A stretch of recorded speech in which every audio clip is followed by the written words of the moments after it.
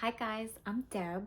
I said to my husband, I wish I was the kind of person that had a different ringtone for every individual in their phone. And he said, in an hour, you can be. I was watching Jeopardy tonight, and this question came up. His mummy revealed that this boy king of ancient Egypt had a cleft palate, foot deformities, malaria, and a busted leg. I'm wondering why King Tut's mother hated him so. And enough with this pretentious British jargon. Today, I'm going to show you how I make these necklace charms. This is one of my favorite pottery projects, and they make really great gifts. There is one secret to making these look so much better. I mean, you can punch a hole in them, or you can use this. Let me go show you how I make these. You could use cookie cutters for this, like I'm doing with this heart and this hamsa symbol. Or you can just cut a shape out of paper, like I'm doing with this cat. The clay is wet, so the paper sticks nicely. But if it's something you'll want to use again and again, something more permanent like foam would be better. Also, when you cut, try not to angle a knife. Keep it straight, ensuring your pendant will have straight sides. My slab of clay wasn't thick enough, so I'm cutting the heart out again.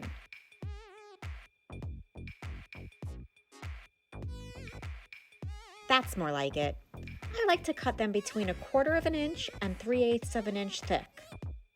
Here I'm smoothing the sides with a finishing sponge. Here's my Kemper high fire wire. With a needle nose jewelry plier, I bend the wire into a U shape.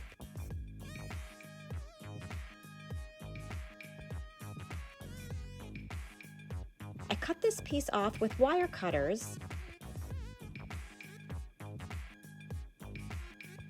I like to cup it in my hand so the little piece doesn't go flying. Sometimes I put the wire right in the center of my piece, or on either side. For the hearts, I usually put them off to one side. You push it into the clay about halfway. This wire looks silver now, but after the kiln is fired, the wire will turn black. I make sure there are no scuff marks and set it aside to dry. You can stamp an initial or texture in. Here's one on a skinny leather cord that just slips over my head. Here's one on a chain.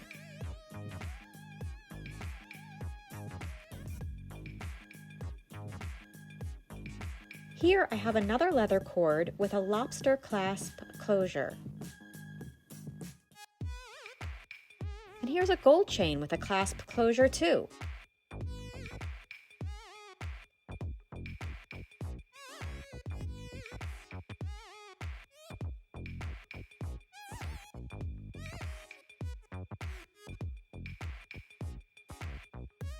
I glaze these pendants on all sides so they can't touch in the kiln or else they'll stick together.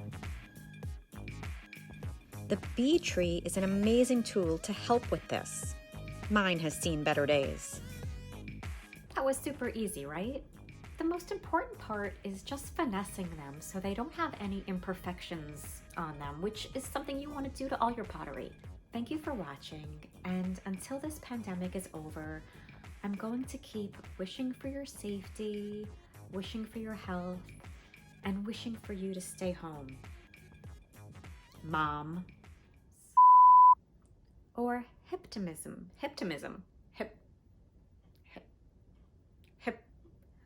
What is it? How do you say it? Hypnotize. Hypnotism? Oh, so that it was right. You are getting sleepy. You are getting very sleepy.